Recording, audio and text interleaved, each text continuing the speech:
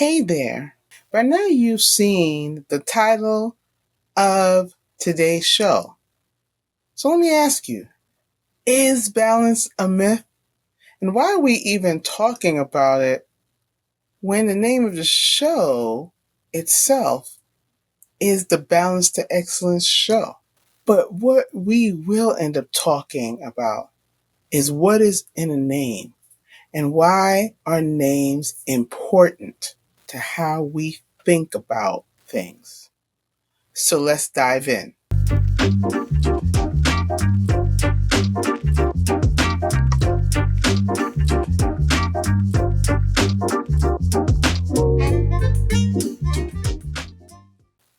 Welcome to the Balance to Excellence show with Dr. Judy Wright. I am she is me. Please like, comment, and share. If you haven't already, subscribe and hit that notification bell so you don't miss any show when it comes on. Also, you can watch here on YouTube if you're already doing that, or you can listen to your podcast on a favorite podcast platform wherever you listen to your podcasts. So let's dive in now. So when we talk about balance, why do so many people get kind of up in arms? Let me tell you why this came to me. Besides the fact that I'm a life balance strategist and I talk about balance all the time. But the other day I was watching YouTube, as I often do. And it just so happened, I forgot the man's name, and I will try to find it and post it here. But he's been making the rounds. I've actually been seeing him around the place, and he's been making the rounds talking about why Gen Z and young millennials are upset, basically, right? Why are they upset? They feel they've been, sold a pipe dream, and that basically the American dream has been taken away from them, right? And that they're being called lazy, not willing to work, not willing to do things. And he's talking about that in essence, things have been taken away from them. What Gen Z doesn't necessarily have access to. While wages haven't gone up much, everything else has, and in exponentials. And so he talked about, what that looks like and why they are upset. But if I'm honest, I was doing something else while the TV was on, and then suddenly I heard this. Forget about balance. Just forget about it. That's not even a thing. I just stopped. I was like, what just happened? Right? And the fact is that a lot of people feel like that. A lot of people feel that balance, the idea of balance is an illusion, right? And so why do they feel that balance is an illusion? Well, there are several reasons. There are societal pressures.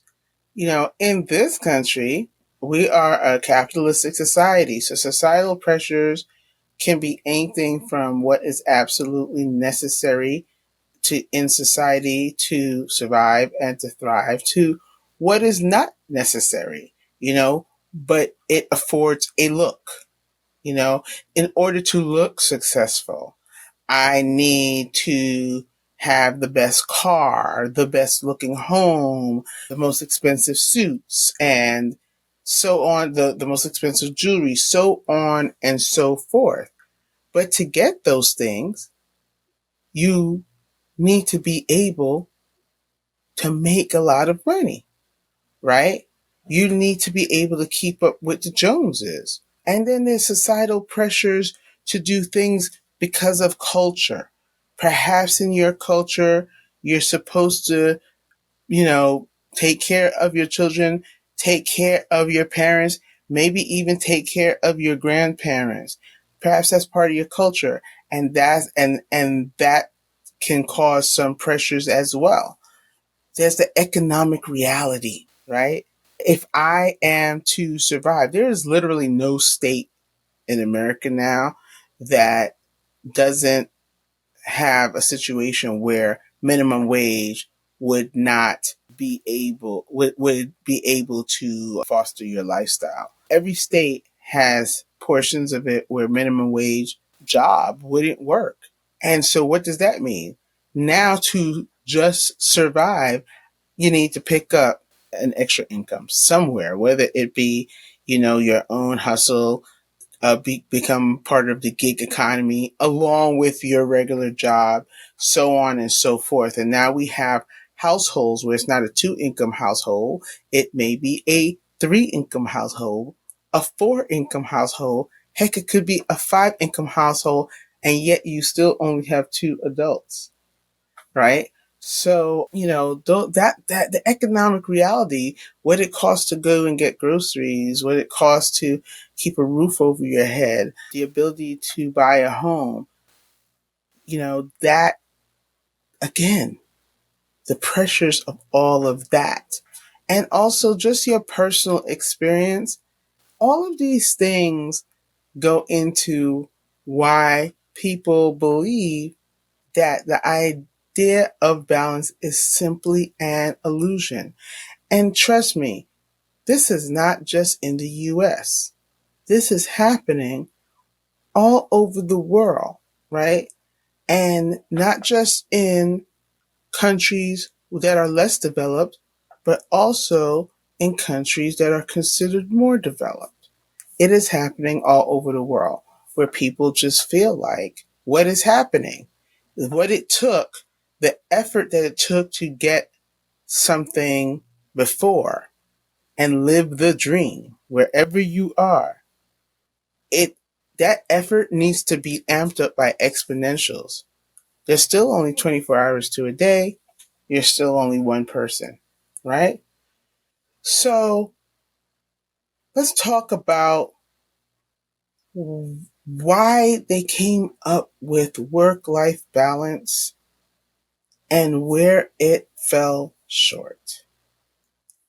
So it's not really clear where work-life balance or that terminology started, but the use of it really started to hit the pavement, really started to get real usage in the 1970s and the 1980s.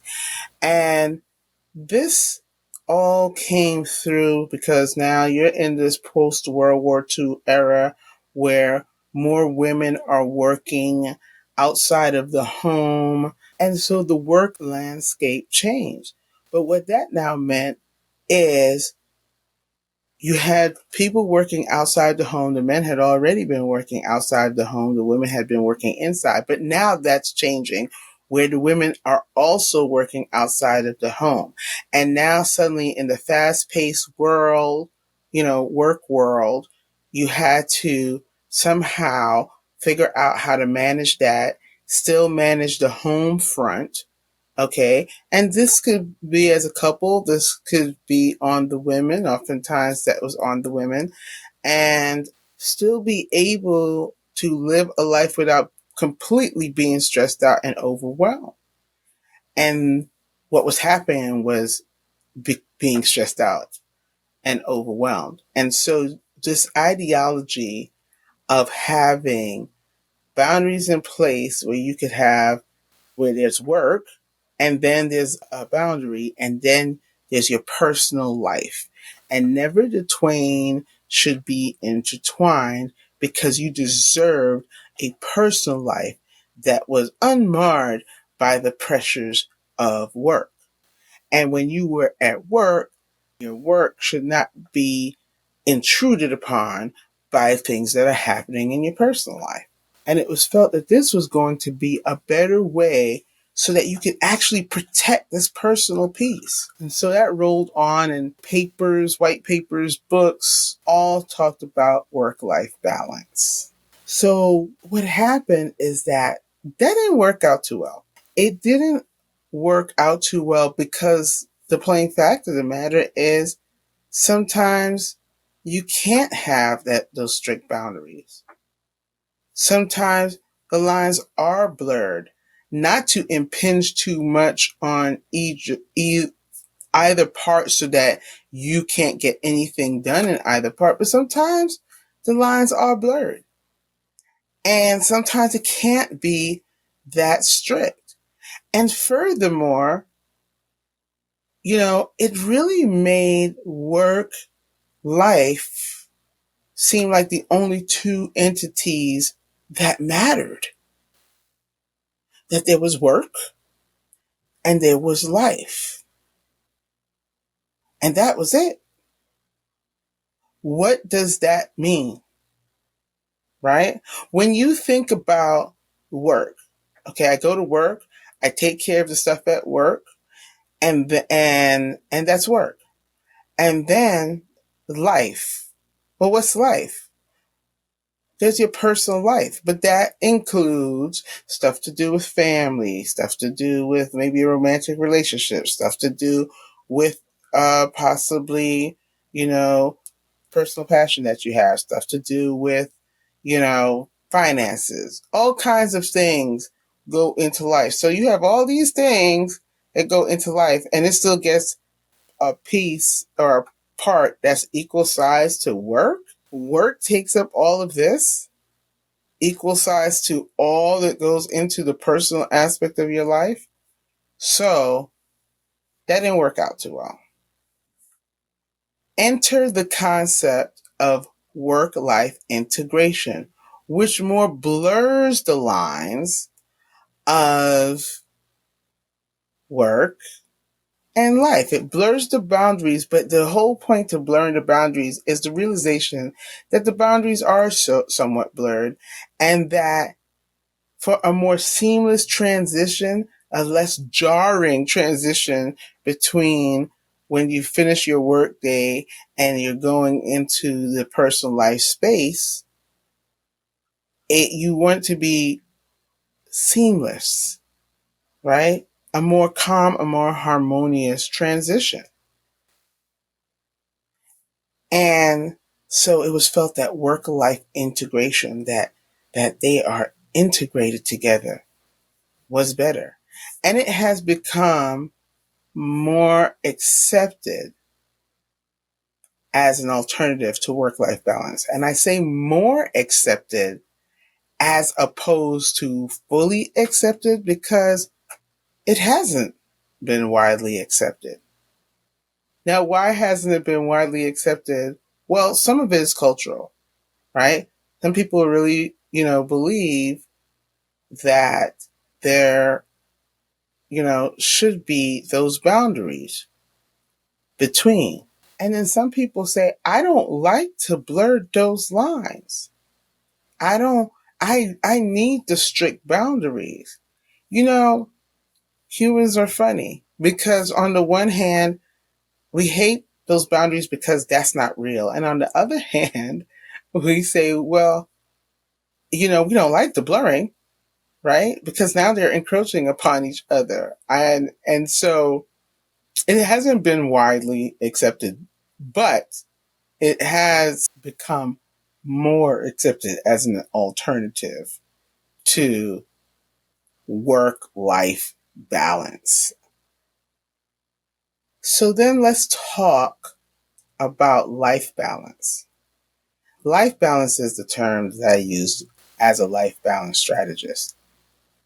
It's a term that I use as a more holistic approach to balance. So is balance a myth? I wouldn't say balance is a myth. I don't see balance as a myth. I see work-life balance as a myth, but I don't see balance as a myth.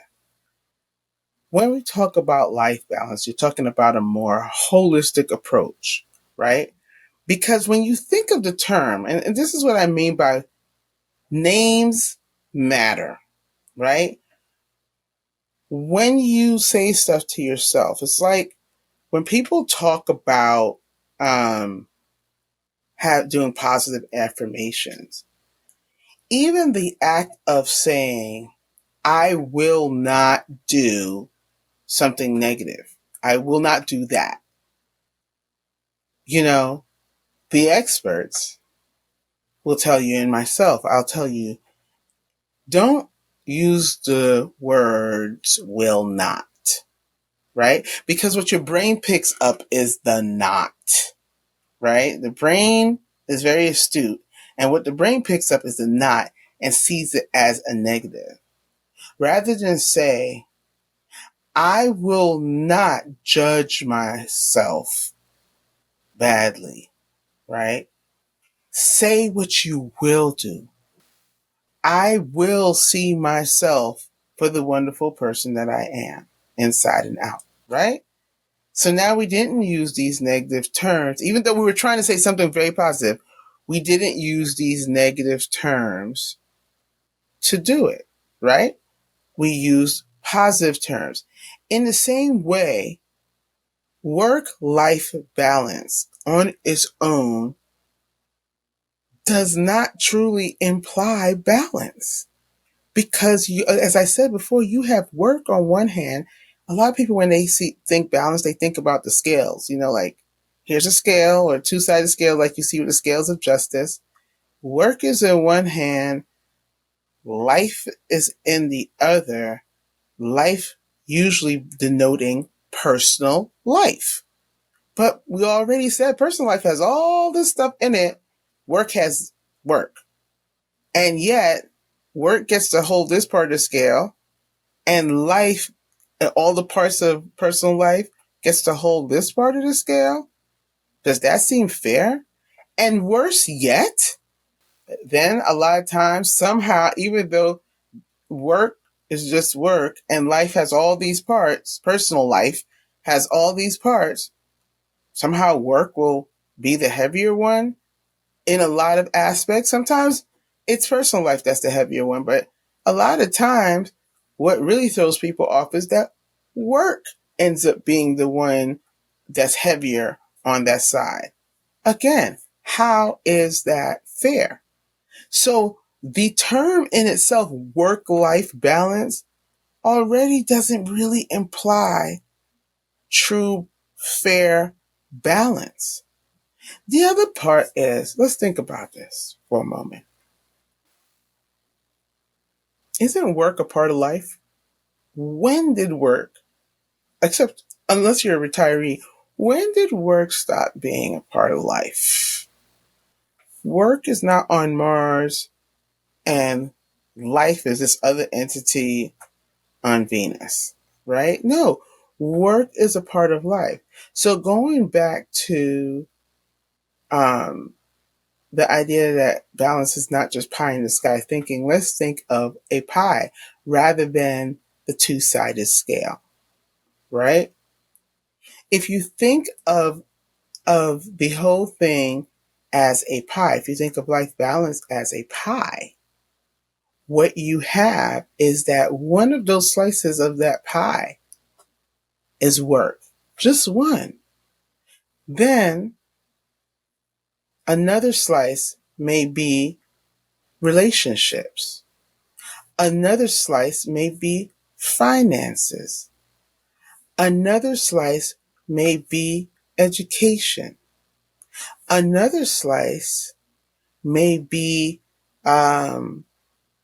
mental and psychological well-being, right? Another slice may be purpose and passion. So if you took that apart, a couple of them might overlap, but mostly if you looked at it, work would be one slice, and then the rest of the slices would be mostly what people think of in personal life. Finances may be a bit of both, but the bulk of that pie is what people would call personal life. And then there's work. But when you realize that it is actually all part of a pie, now how is that balanced? It's funny because when you look at a pie, have you ever seen them make pizza? I mean, it's an art form, the way that they throw this pizza up and they throw the dough up and they do all that they do and they get it in there. And when they take it out, they do a quick cut. Okay. It is rare that you find a pizza pie where all of the slices are exactly the same. It just isn't. But yet it works. Why? Because each side of the slice is holding up the next side of the slice, right? And so on and so forth, around and around. Now, as you eat your slice, right, is where you start to see the pizza pie, which is not as big anymore, is beginning to shift. Some of the slices may be coming apart and shifting around the box, not as stable as it was when it was one whole pie, even though not every slice was the same size, right? So this is how you can look at life balance in a more holistic fashion, in a more holistic way, right? Which goes on to the next thing that I want to talk about, which is that everybody's balance is not the same. And I think that a lot of people think that your balance should look a certain way for it to truly be balanced. But my balance is not going to look like your balance. It's just not. So consider center of gravity. Everybody's center of gravity is different. And I want to read for you a definition of center of gravity so you can understand what I'm talking about. For those people who may do sports or things that require a sense of balance, I remember when I was younger and I learned modern dance as a young child. One of the things that they would tell you is find your center of gravity. It helped you feel at your strongest and most balanced. And when you found that center of gravity, you also would focus on a certain point, say on the wall. It could be an object on the wall, or you just made a certain point on the wall, and that's what you're going to focus on. And when you did your spins, once you understood your center of gravity, what made you, where you felt strongest and most balanced, to stay balanced as you did your spins and you came around all the way to, on a full 360, your eyes would hit that particular point on the wall. It could be that object, but it would be that particular point. And as you go round and round, every time you came back around, back to point zero, your eyes would meet there. And it kept you balanced. So once you understood your own center of gravity, and now you understood, what that felt like, and you knew it because it was yours, it was your personal center of gravity. Okay. You then knew what to do to stay balanced once you were making those turns. Because if you ever made turns without that, you would lose that sense of balance and fall all over the place. So let me give you a definition of center of gravity. Center of gravity is the average location of the weight of an object where all of its mass is concentrated. So let's put that more simply. More simply, it represents the balance point of an object where it would be perfectly balanced if suspended from that point. The thing about your center of gravity and why it's different for everybody is because different factors affect your center of gravity. What are the factors that affects that? It could be the distribution of the mass. It can also be the actual gravity, acceleration, the size, the shape, the position, and even the support base. Is the support base wide or is it narrow?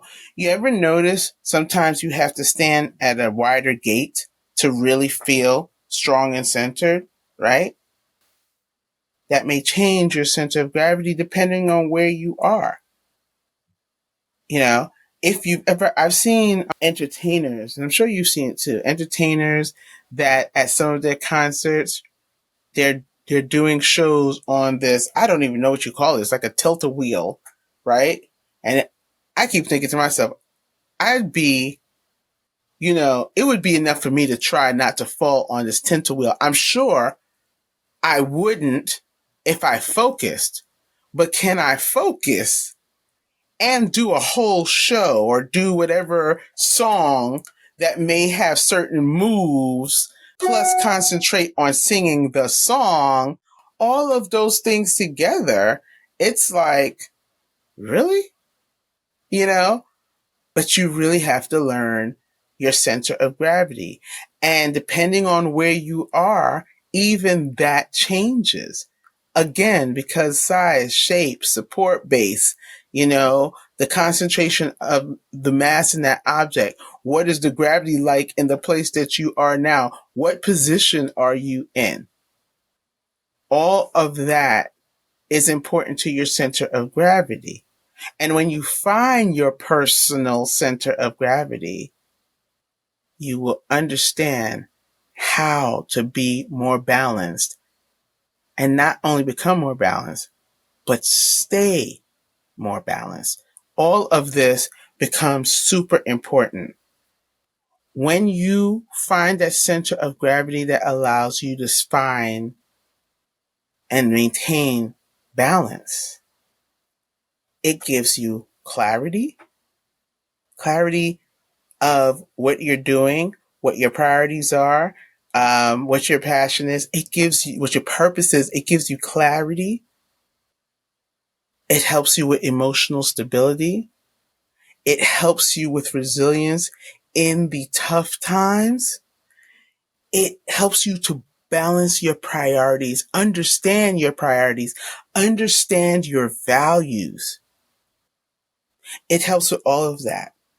And it helps with living a more authentic life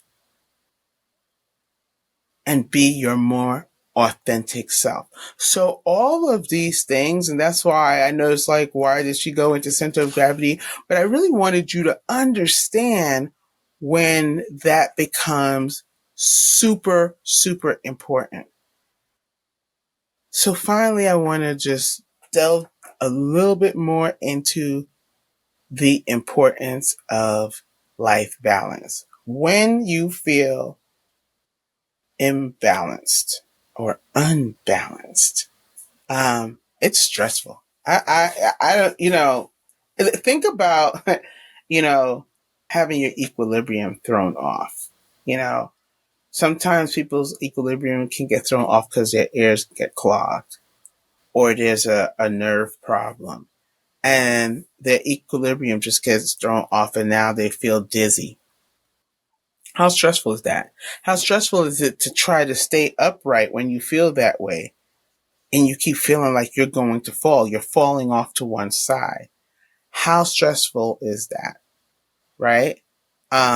If not too long ago, because I live in the Northeast, we don't really do earthquakes.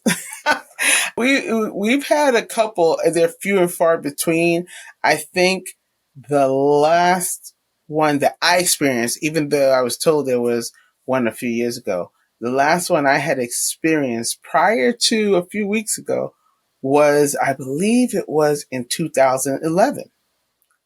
And then one happened a few weeks ago. Now, as somebody who's not used to earthquakes, I don't know why it came to mind, but when I felt it, I was like, wow, the wind was blowing really hard and the house felt like it was shaking. And all of a sudden, the house felt like it shifted, just like, shh. And at that moment, I knew. I was like, that's an earthquake. And I literally jumped up, found a door frame and stood in it. But in that few seconds, it was stressful. It was off-putting. I didn't know what was about to happen. I didn't feel dizzy, thank God. But it was stressful. It was overwhelming. My phone rang. It was my husband who wasn't where I was, but he felt it too. So think about that sense of not being balanced and how stressful that could be. Think about that going on for a long time. And if you're having that level of stress and that level of overwhelm for a long time, unmanaged, that's burnout is around the corner. Trust and believe, burnout is around the corner because that level of stress is not being managed and it's starting off with a foundation of not being balanced. But there are many reasons why life balance is the foundation for a successful life. Many reasons. But I'm going to give you three. And the first reason is that life balance is important for your overall well-being. When you feel balanced and you don't feel off center and you don't feel like you're about to fall down, you can focus better and you can prioritize your overall well-being. Things are balanced. That means that, work life is getting what it needs. And it may be bigger for some people, smaller for some people, but the professional part of your life is getting what it's supposed to. Your physical life, you're doing what you need to do emotionally. It's getting what it needs. It's at least getting the attention it needs financially. Things are in place. They don't all have to be equal size at all for you to feel balanced. Again, think of the pie, right? So that's the first thing. The second thing is that it increases effective productivity. So I know people say, well, isn't productivity supposed to be a good thing? Well, not always. Like there is such a thing as toxic productivity. And there is such a thing as productivity that wasn't really that productive. Like you can be busy, right? You can even always be busy and end up doing exactly the opposite of what you were trying to do, which was get as much done. But now it wasn't done optimally. You didn't get the best of you, because you never get a break. You never get a chance to ground yourself. You never get a chance to recharge. You never get a chance to rest, right? So it enhances effective productivity. And the last but not least, is that you build sustainable success and fulfillment and even elevation, right? You're feeling balanced, right? Imagine, everything is shaking and you're trying to go up these steps, right? But that's hard because everything's shaking and threatening to throw you down, right? When you feel balanced, right, now you can really observe the success ladder and really do the steps to be successful, to feel fulfilled, and actually to move yourself upward, right? To move yourself upward. But understand, just as your balance is your own, such is your success. And as you understand what your center of gravity is, what your sense of balance is, so will you understand what success means to you. Because we get a lot of outside external sources telling us what success looks like.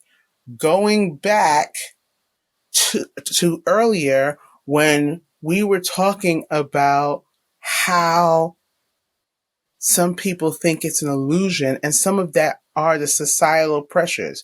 Well, some of those societal pressures are success on society's terms, cultural terms, everybody else's terms, but is it on your terms? So as you find your sense of your center of gravity, as you find your sense of balance, so should you start to understand your priorities and what success actually looks like for you.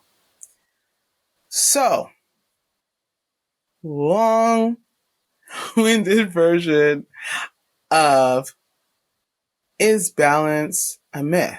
And I would submit it's not. I would also encourage you to find your personal sense of life balance. Okay? Because it is going to be your foundation for a productive and successful life, both on a personal and a professional level. And I would encourage you to do that. Again, thank you for being here with me. Please like, comment, and share. If you haven't subscribed, please do so and hit the notification button so that you can be notified when there is the next episode. I really enjoy doing these with you, and I look forward to doing more of them. And so you can watch here on YouTube. Again, you can listen to the show wherever you listen to your podcasts. I will see you next time. And until then, stay balanced and be excellent. Bye for now.